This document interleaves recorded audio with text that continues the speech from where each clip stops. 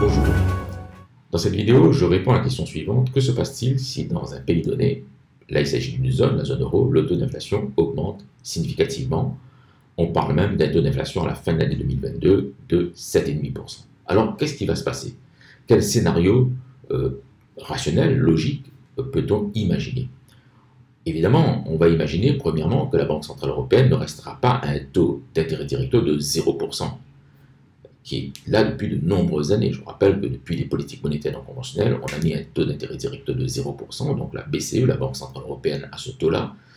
Et donc le coût du crédit pour les ménages, pour les entreprises, est faible de façon générale. Parce que les banques achètent de l'argent à taux nul, et puis pratiquent des taux relativement raisonnables, notamment en matière de crédit immobilier. Crédit immobilier de l'ordre de 1,8, 2, 2,5%, donc des crédits immobiliers à taux d'intérêt très faibles. Alors qu'est-ce qui va se passer? Première séquence, les banques commerciales vont acheter cet argent beaucoup plus cher, les crédits à la consommation, les taux d'intérêt sur les crédits à la consommation et sur les crédits d'équipement et bien sûr sur les crédits immobiliers vont s'envoler. Et donc, la conséquence, c'est que les ménages et les entreprises vont moins emprunter. Il y aura une réduction du montant total des crédits. Deuxième point, donc, s'il y a réduction du montant total des crédits, à ce moment-là, il y aura moins d'achats dans l'économie. Moins d'achats de biens de consommation, moins d'achats de biens d'équipement pour les entreprises, de consommation pour les ménages et d'équipement pour les entreprises. Et donc, cela produira un ralentissement important sur l'activité économique. On aura donc une réduction sans doute significative de l'activité économique. Ça, c'est la deuxième conséquence. Et puis, il y a une troisième conséquence.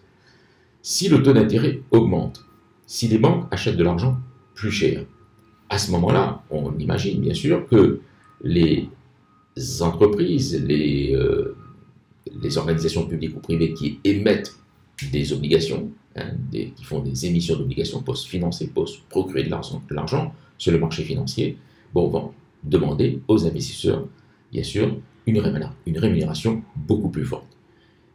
Et quand je dis ça, je pense à quoi exactement? Je pense à l'État. L'État, jusqu'à présent, les taux d'intérêt sur les bons du Trésor étaient faibles, voire négatifs.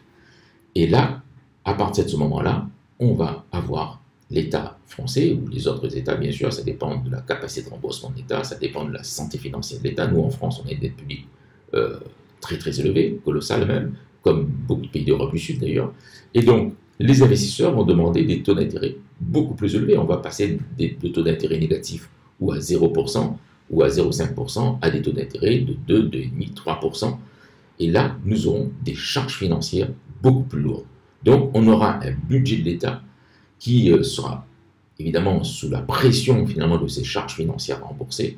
Et cette contrainte financière va peser sur nos choix d'investissement, va peser sur le fait que l'État investira beaucoup moins en termes d'infrastructures et va peser là aussi sur l'activité économique. Et là, la charge de la dette va s'alourdir, bien sûr, et cela peut se répercuter sur les contribuables que nous sommes. Donc, on va payer sans doute plus d'impôts.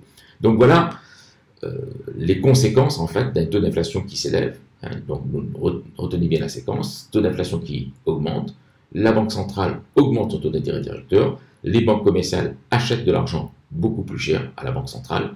Ensuite, les banques commerciales vont répercuter cette hausse du taux d'intérêt directeur sur les crédits à la clientèle, ménages et entreprises. Les taux d'intérêt étant plus chers, les ménages et les entreprises empruntent beaucoup moins. Cela ralentit l'activité économique. Et d'autre part, les bons du Trésor, les taux d'intérêt sur les bons du Trésor vont augmenter et ce sera une charge financière beaucoup plus lourde pour l'État. Voilà, j'espère que vous avez aimé cette vidéo. N'oubliez pas de la liker, de la partager, de l'enregistrer. Et surtout, n'oubliez pas de vous abonner à notre chaîne YouTube Economics.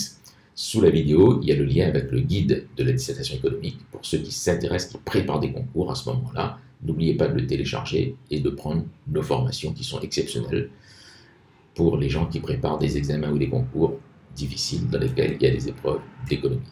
Je vous remercie, belle journée, très bon travail, à très bientôt.